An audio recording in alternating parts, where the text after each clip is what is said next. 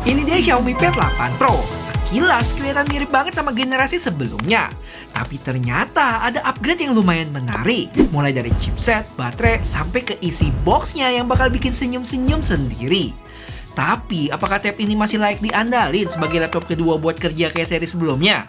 Atau malah lebih cocok jadi temen nonton? Yuk kita bahas. Oke, sebelumnya kita cek boxnya dulu yang agak beda nih dari sebelumnya. Sekarang ada gambar tabnya di tengah dan dikelilingi sama berbagai logo. BTW ini box sebel banget. Soalnya, yes, di dalamnya udah dapat keyboard sama pen juga. Wah, cukup berbaik hati juga ya Xiaomi kali ini. Pas dibuka langsung ketemu sama kertas tanda terima kasih. Habis itu ada keyboard, tab yang diselimutin sama lapisan penuh spek, Focus Pen Pro, terus di bawahnya ada kotak kecil yang isinya kepala charger 67 watt sama kabel Type A to Type C. Kok kayaknya ada yang kurang ya? Kemana perginya kertas-kertas yang sering kita telantarin itu? Apa karena nyadar nggak pernah dibaca jadinya dimusnahin? Kok gue jadi merasa bersalah ya? Oke, sebelum kita ke pemeran utama, kita unboxing cepet aja ya dari pennya dulu. Yang mana kok ini malah masih dapat kertas-kertasnya tuh. Terus ada pen sama satu ekstra tip. Lanjut ke keyboard yang wah, ternyata ada guys kertas terlantar itu. Kok kayaknya malah makin tebel nih. Pastinya langsung disambut sama logo Xiaomi dengan HyperOS 3 berbasis Android 16. Terus gue setup kayak biasa, daftarin sidik jari juga di power button, dan buat aplikasi bawaannya nggak gitu banyak sih. Habis itu gue cek storage-nya udah kemakan 35 gigaan dan nggak ada software update nih. Yang ada malah update beberapa apps. Oke lah, gas aja. Sambil nunggu, kita pasang-pasang dulu keyboard sama pennya yang bakal gue bahas apa aja fungsinya nanti di video ini. Impresi gue sama Xiaomi Pad 8 Pro ini ya 97,9678% mirip lah sama pendahulunya si Xiaomi Pad 7 Pro. Cuma ada sedikit perubahan aja di bagian kamera modul. Yang tadinya ada 4 buletan, sekarang jadi 2 aja. Dan tulisan 50 megapikselnya pindah ke bawah. Gue lebih demen yang sekarang sih karena lebih simpel.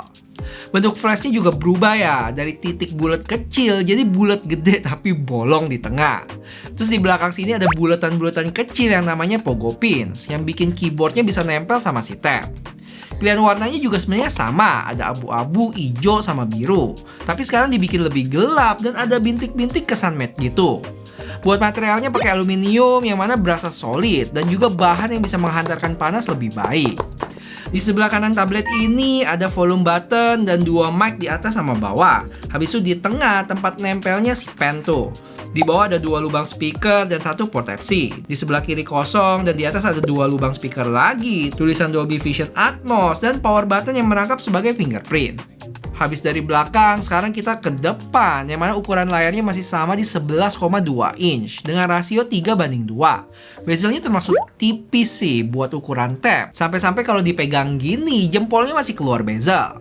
Tapi tenang, ini nggak ngaruh sih sama jari lainnya kok. Tuh, tetap responsif kan?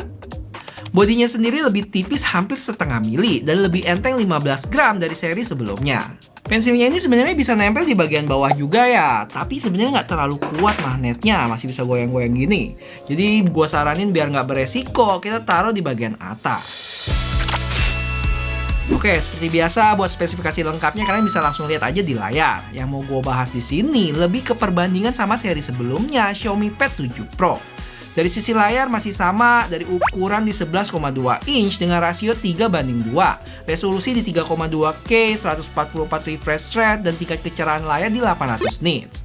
Masuk ke performance, ada peningkatan chipset nih dari Snapdragon 8S Gen 3 berfabrikasi 4 nanometer ke Snapdragon 8 Elite berfabrikasi 3 nanometer di 8 Pro. Buat RAM sama memorinya juga ada kenaikan ya. Yang mana kalau dilihat dari skor Antutunya dapat di 3,1 juta. Beda 1,2 juta poin dari 7 Pro yang dapat skor sekitar 1,9 juta. Berarti ada peningkatan sebesar 63%. Gila, gede banget tuh. Jadi buat kerja, multitasking, sampai gaming berat pun harusnya aman. Apalagi tablet ini punya bodi yang luas, jadi penyebaran panasnya biasanya lebih baik dibanding HP. Lanjut ke kapasitas baterai, ada kenaikan sekitar 350 mAh. Dari 8.850 ke 9.200 dengan daya charging yang masih sama di 67 watt. Buat spek kameranya juga lumayan identik di 50 megapiksel lensa utama yang udah cukup banget sih buat foto-foto dokumen kerjaan. Atau kalau mau videoin dosen ngajar juga udah lebih oke lagi kualitasnya. Bisa sampai 4K 60 fps sekarang. Buat kamera 32 megapikselnya sih udah oke ya, selama pencahayaannya cukup nih. Dan buat suaranya kalian bisa langsung dengar. Dan biar usaha gue bikin video ini nggak sia-sia guys, jangan lupa bantuin gue buat like video ini ya. Thank you. Spek lainnya, tab ini WiFi only, jadi nggak ada slot SIM card dan nggak bisa tambah memori juga. Udah support WiFi 7, USB 3.2 Gen 1 yang bikin transfer filenya cepet dan bisa display out juga. Punya 4 speaker berdolby Atmos dan terakhir kedapatan OS update di 4 kali dan 6 tahun security, yang mana 2 kali lipat lebih lama dari seri sebelumnya. BT Xiaomi Pad 8 Pro ini nggak rilis sendiri loh, ada varian regulernya. Bedanya ada di chipset yang pakai Snapdragon 8S Gen 4. Kapasitas baterai sama, tapi daya charge-nya di 45 watt aja. Jadi harusnya buat ngecas butuh waktu lebih lama tuh. Habis itu dari sisi kameranya, yang varian regular ini dapat di 13 megapiksel main dan 8 megapiksel selfie. Terus buat keamanan, dia cuma bisa pakai face unlock ya, nggak ada fingerprint di power button kayak di varian Pro-nya. Sisanya ya sama aja, kayak layarnya yang juga sama-sama di 11,2 inch. Tapi kalau kalian lebih suka tablet yang lebih kecil dan gampang dibawa kemana-mana, kalian bisa coba lirik video Xiaomi Pad Mini gua yang ini ya. Oke, mari sekarang kita tes kegunaan tab ini yang sesungguhnya. Di sini kita bisa lakuin multitasking kayak split screen dan floating window kayak tablet-tablet Android lainnya.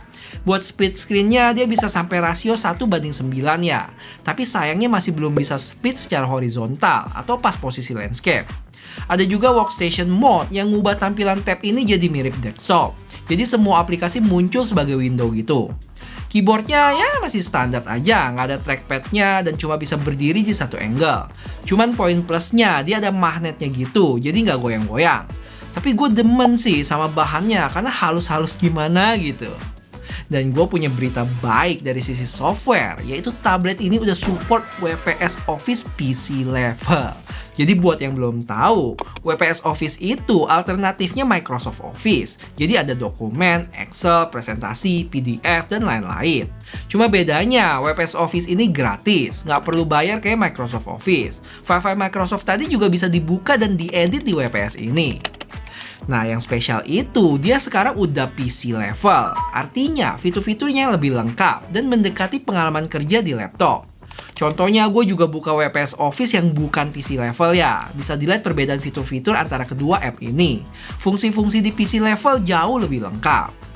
Habis itu buat teman-teman yang kerjanya pakai stylus, tablet ini juga support Xiaomi Focus Pen Pro. Ada beberapa fitur yang bakal kepake, kayak hover, gesture buat ubah tulisan jadi teks, dan pop injection-nya juga aman. Oh ya, di bagian tab atasnya ada magnet buat taruh si pen ya, lumayan kuat sih. Tapi karena posisinya di luar case, gampang lepas juga kalau kesenggol ataupun taruh dalam tas. Selebihnya masih sama, dan gue nggak bakal bahas ulang lagi kayak connectivity dia ke sesama produk Xiaomi, kayak kirim file ataupun mirroring. Terus koneksi ke MacBook gue, fitur-fitur AI-nya juga, dan lain sebagainya. Kalian bisa tonton video Xiaomi